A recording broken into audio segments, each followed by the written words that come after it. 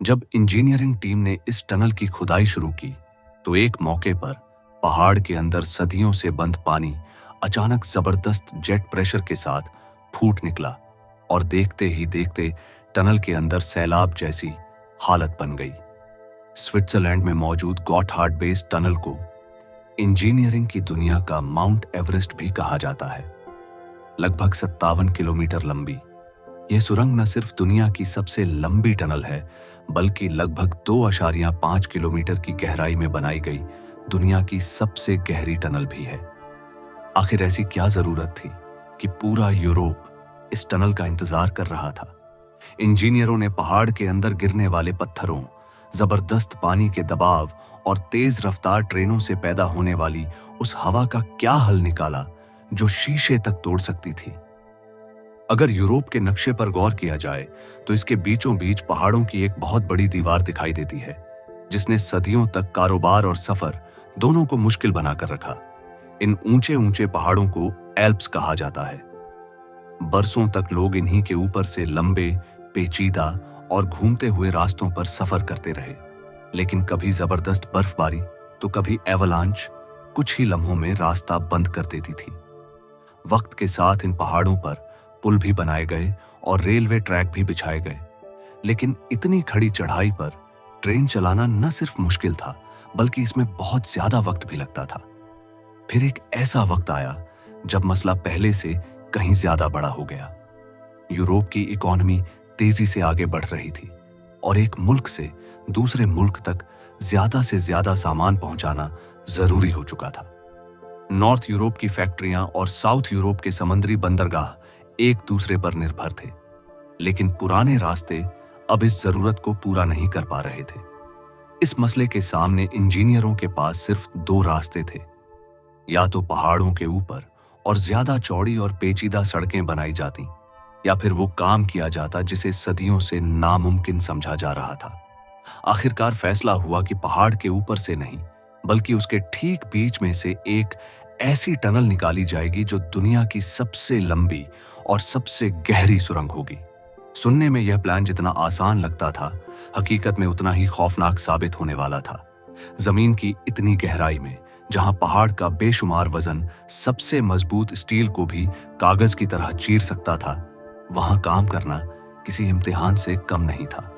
Engineer जानते थे कि उनका मुकाबला सिर्फ मिट्टी और पत्थरों से नहीं, बल्कि कुदरत की उन ताकतों से होने वाला है जिन्हें पहले कभी इस पैमाने पर चैलेंज नहीं किया गया था।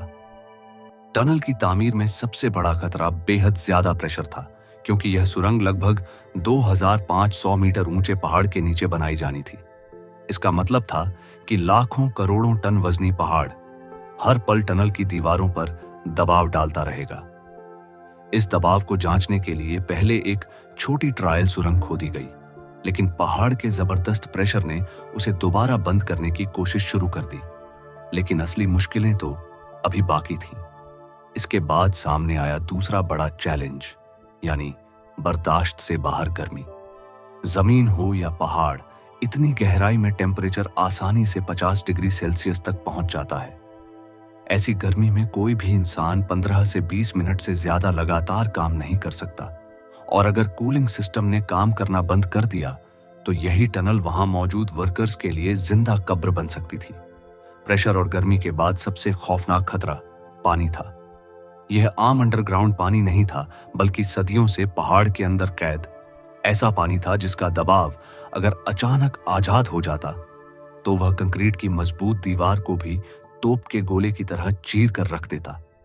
यही वो वजहें थीं जिनकी बुनियाद पर दुनिया भर के कई मशहूर इंजीनियरों ने साफ कह दिया था कि यह टनल कभी नहीं बन सकता। उनके मुताबिक इतनी लंबी और इतनी गर्म सुरंग में मशीनें ही जवाब दे जाएंगी, तो इंसान वहां कैसे जिंदा रहकर काम करेंगे? इसके अलावा एक और बेहद नाजुक मसला भी मौजूद था। टनल की खुदाई पहाड़ के दोनों सिरों से शुरू होनी थी और दोनों टीमों को 57 किलोमीटर के फासले के बाद ठीक बीच में जाकर एक दूसरे से मिलना था। अगर सीध में सिर्फ 1 मिलीमीटर की भी गलती हो जाती तो दोनों सुरंगें कभी आपस में नहीं मिलती और अरबों की मेहनत और करोड़ों डॉलर बर्बाद हो जाते। लेकिन स्विट्जरलैंड के लिए यह सिर्फ एक कंस्ट्रक्शन प्रोजेक्ट नहीं था, बल्कि सर्वाइवल का सवाल बन चुका था। हर साल हजारों ट्रक एल्प्स से गुजरते, पॉल्यूशन बढ़ता जा रहा था और पुराने रास्ते अपनी हद तक पहुंच चुके थे। अगर अब भी यह टनल नहीं बनता तो पूरे यूरोप का ट्रेड सिस्टम बुरी तरह प्रभावित हो सकता था। इसी वजह से स्विट्जरलैंड ने फैसला कर लिया कि कीमत चाहे जितनी भी चुकानी पड़े, दुनिया का यह सबसे बड़ा इंजीनियरिंग कारनामा हर हाल में पूरा किया जाएगा। अब सवाल यह नहीं था कि टनल बनेगा या नहीं, असली सवाल यह था कि इन तमाम खतरनाक चैलेंजेस का मुकाबला कैसे किया जाएगा। 27 सितंबर 1992 को इस प्रोजेक्ट को आधिकारिक मंजूरी दे दी गई। यह कोई आम सुरंग नहीं थी, बल्कि इसका पैमाना इंसानी सोच से भी कहीं आगे था। गॉटहार्ड बेस टनल की कुल लंबाई 57 किलोमीटर रखी गई, यानी लगभग दिल्ली से गाजियाबाद या फिर लाहौर से कासुर जितना फासला, वो भी 2.5 किलोमीटर गहरे पहाड़ के अंदर। इंजीनियरिंग में लंबाई सिर्फ एक नंबर नहीं होती, बल्कि यही चीज मुश्किल की असली शिद्दत बताती है। उसूल बिल्कुल साफ था, टनल जितनी लंबी होगी, गलती का खतरा भी उतना ही बढ़ जाएगा। इंजीनियरों को पहाड़ के दोनों किनारों से एक साथ खुदाई शुरू करनी थी और दोनों सुरंगों को ठीक 57 किलोमीटर के बीच जाकर आपस में मिलाना था। अगर हिसाब किताब में सिर्फ 1 सेंटीमीटर की भी गलती रह जाती तो दोनों रास्ते कभी एक दूसरे तक नहीं पहुंचते। इस मसले को हल करने के लिए लेजर नेविगेशन और जीपीएस टेक्नोलॉजी की मदद से बेहद बारीक कैलकुलेशन की गई ताकि दोनों तरफ खुदाई बिल्कुल सही जगह से शुरू की जा सके। इस नामुमकिन काम को मुमकिन बनाने के लिए दुनिया की सबसे बड़ी टनल बोरिंग मशीन्स तैयार की गई। इन मशीनों का कटर हेड इतना बड़ा था कि 2 मंजिला घर से भी ऊंचा दिखाई देता था। इनमें से एक टीबीएम, जिसका नाम सिसी रखा गया था, लगभग 450 मीटर लंबी थी, यानी करीब आधा किलोमीटर। लेकिन इतनी विशाल मशीनों के बावजूद यह रोज सिर्फ कुछ मीटर ही पहाड़ को काट पाती थी। यह सिर्फ मशीनों का इम्तिहान नहीं था, बल्कि इंजीनियरों के सब्र की ऐसी परीक्षा थी जो अगले 17 साल तक चलने वाली थी। इधर खुदाई आगे बढ़ रही थी तो दूसरी तरफ एक नई जंग भी चल रही थी, और वो थी बाहर निकलने वाले मलबे की। गॉटहार्ड बेस टनल की तामीर के दौरान पहाड़ के अंदर से लगभग 3 करोड़ टन पत्थर और मलबा निकाला गया। यह मात्रा इतनी ज्यादा थी कि अगर इसे एक जगह जमा कर दिया जाता तो एक नया पहाड़ खड़ा हो सकता था। सैकड़ों ट्रक दिन रात सिर्फ यही मलबा बाहर ले जाने में लगे रहते थे। हर रोज हजारों वर्कर्स जमीन की गहराई में उतरते, जहां न दिन का एहसास होता था न रात का, न मोबाइल सिग्नल था और न ही ताजी हवा।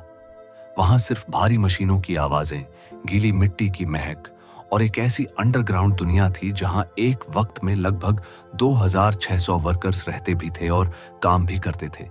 लेकिन कुछ ही वक्त बाद इंजीनियरों को एहसास हुआ कि उनका असली दुश्मन टनल की लंबाई नहीं, बल्कि कुछ और है। जैसे जैसे खुदाई पहाड़ की ओर गहराई में पहुंची, उनका सामना ऐसे खतरे से हुआ जिसका अंदाजा तो था, लेकिन उसके लिए पूरी तैयारी नहीं थी। जमीन से लगभग 2 किलोमीटर नीचे पहाड़ के अंदर मौजूद चट्टानें अपनी जबरदस्त गर्मी बाहर निकालती हैं। जैसे जैसे मशीनें आगे बढ़ती गईं, टेम्परेचर भी लगातार बढ़ता गया। पहले 30, फिर 40 और आखिर में 50 डिग्री सेल्सियस तक पहुंच गया। अब यह जगह किसी कंस्ट्रक्शन साइट से ज्यादा एक बड़े तंदूर जैसी महसूस होने लगी। गॉटहार्ड बेस टनल की तामीर के शुरुआती दिनों में हालात कुछ ऐसे थे कि जैसे ही वर्कर्स जमीन की गहराई में उतरते, कुछ ही मिनटों में पसीने से पूरी तरह भीग जाते।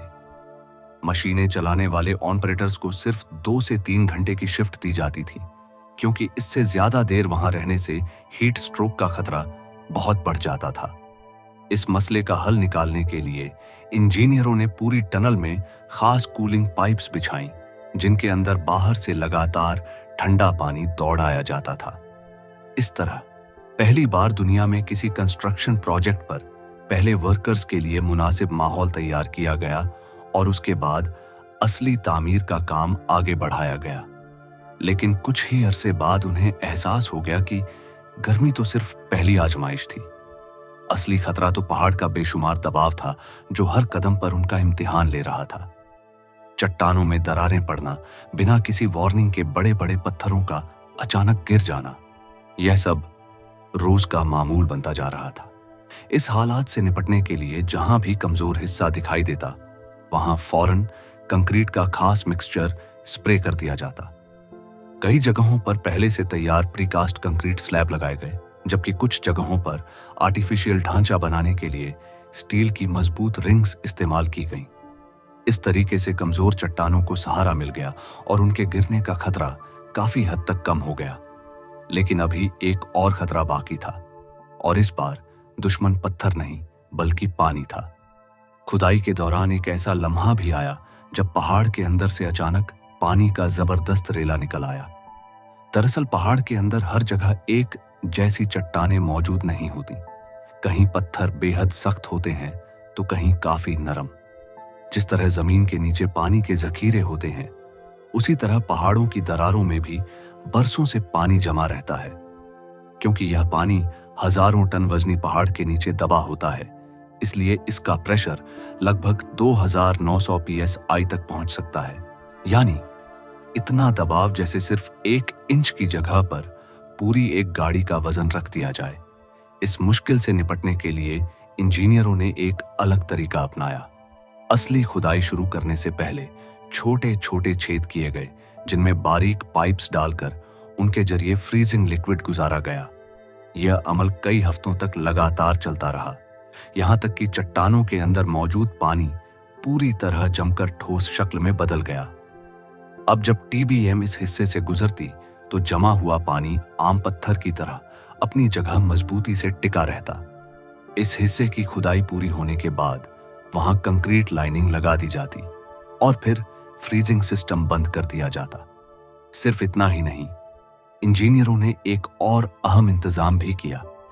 उन्होंने टनल की कंक्रीट लाइनिंग और पहाड़ के बीच खास कलेक्शन पॉइंट्स छोड़े, ताकि बाद में अगर पानी निकले भी तो वह दीवारों पर दबाव डालने के बजाय उन्हीं रास्तों से बहता हुआ आसानी से टनल से बाहर निकल जाए। इन तमाम रुकावटों पर काबू पाने के बाद अब सिर्फ एक लम्हे का इंतजार था। वह लम्हा जब दोनों तरफ से खोदी जा रही सुरंगें आखिरकार आपस में मिलने वाली थीं। 15 अक्टूबर 2010 को पूरी दुनिया की निगाहें स्विट्जरलैंड पर टिकी हुई थीं। जमीन से लगभग 2500 मीटर नीचे पहाड़ के ठीक दिल में दोनों तरफ से आने वाली टीमों के बीच अब सिर्फ एक पतली सी दीवार बाकी रह गई थी।